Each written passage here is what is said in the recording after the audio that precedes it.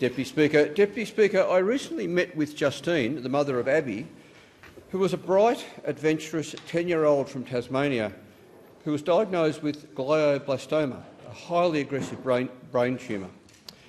Abby was in grade 4. She loved animals, had a wide circle of friends and dreamed of finding good homes for rescue dogs. That became her wish through the Make-A-Wish Foundation. But despite 2 brain surgeries and countless procedures, Abby passed away at just 11 years old, at home in her parents' bed in June last year. Abby's story is obviously devastating, and her parents, sisters, family and friends grieve daily. Deputy Speaker, I also met with advocates and the chair of the Australian Brain Tumour Collaborative, and in this meeting I heard that while Abby's story is devastating, it is far from unique. In fact, each year around 2,000 Australians are diagnosed with brain cancer, and fewer than 1 in 4 will survive 5 years, making brain cancer one of the deadliest diseases in Australia. Indeed, it claims more lives than our roads, kills more children than any other illness, and more adults under 40 than any other cancer. But while research into immunotherapy and precision treatments is advancing, still too many Australians miss out.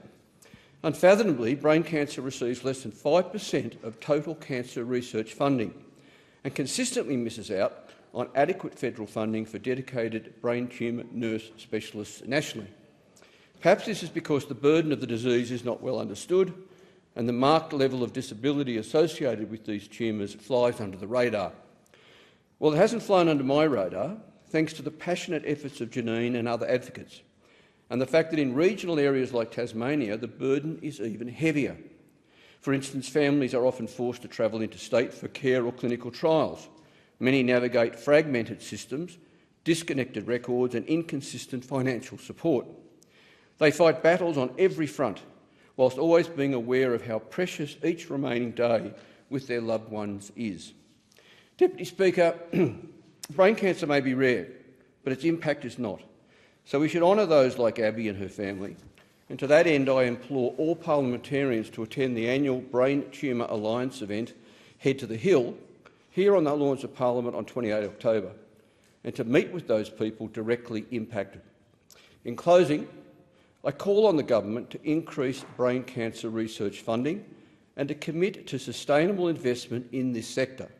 They must also prioritise dedicated clinical care and support services, and they should expand access to clinical trials.